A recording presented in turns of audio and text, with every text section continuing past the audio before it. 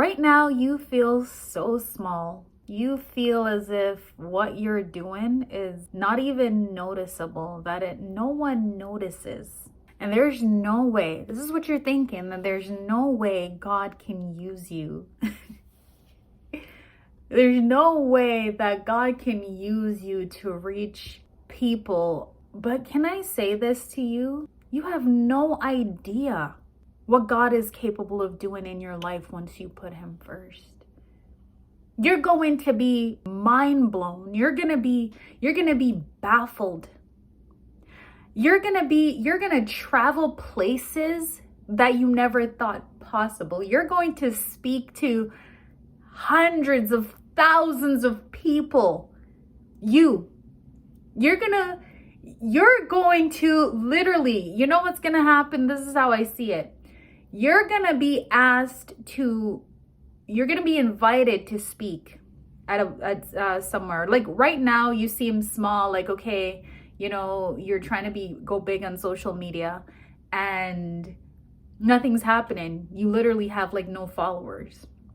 You want to reach out to brands, but because of your small following, you feel as if nobody is going to acknowledge you. You want to reach out, but you're not capable. You're not able to do that because you feel small, like no one would notice you. But God is bringing you to a place because of your obedience and because of his mercy and his grace, because he sees that you have literally taken that step to acknowledge him. You've taken that step to put him first. God is going to raise you up. He is going to put you on people's minds to say, hey, I want you to work with this individual. And what's going to happen is you're going to receive that invitation and you're going to think, okay, this has got to be a fraud. This is probably some fraudulent letter. This can't be right. This is not for me. This is, you're going to be in denial. There's no way this should be happening. No way. It's a fraud. It's fraud. You know what? Okay. There's a number in the letter. There's going to be a number or email for you to respond or contact information. You're going to call the person back expecting for it to be a scam. And you know what's going to happen? You're going to get connected with the person. They're going to confirm this is how much we're going to cover you. You're fair. We're going to ask you to come here because we want you to speak about such and such because we think you're an inspiration, such and such. And you're gonna be laughing. You're gonna be serious on the phone. You're gonna be like, yeah, sure, okay. You're gonna agree to it.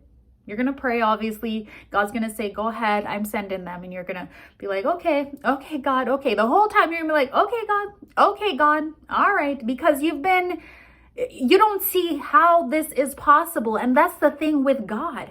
It's not supposed to make sense. There's no way. There's no explanation. Like it's gonna be unexplainable. Like there's no way for it to work out. There's no way for you to be in this position, but in your head, you're trying to do the calculation as to how it was possible. But that's the thing with God. It don't need to make sense to you. But God knows what he's doing. And then when you get to this place now, even you stay in the hotel, the place you're supposed to stay at, you unpack your suitcase, you're on the airplane, all this. You're going to sit there in amazement. You're literally going to be on stage just like telling them of how shocked you are.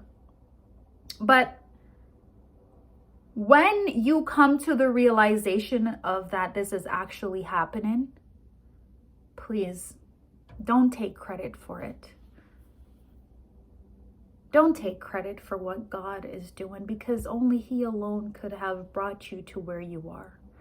And so many times I feel people just think that, oh, I got myself here. It was because I did A, B, and C. No, it's not. It's because of God and his mercy and because you chose to be obedient. You know, I have kids and a lot of times my kids, they do what they're supposed to do and they think they're supposed to get rewarded for doing good. No, you're supposed to do good.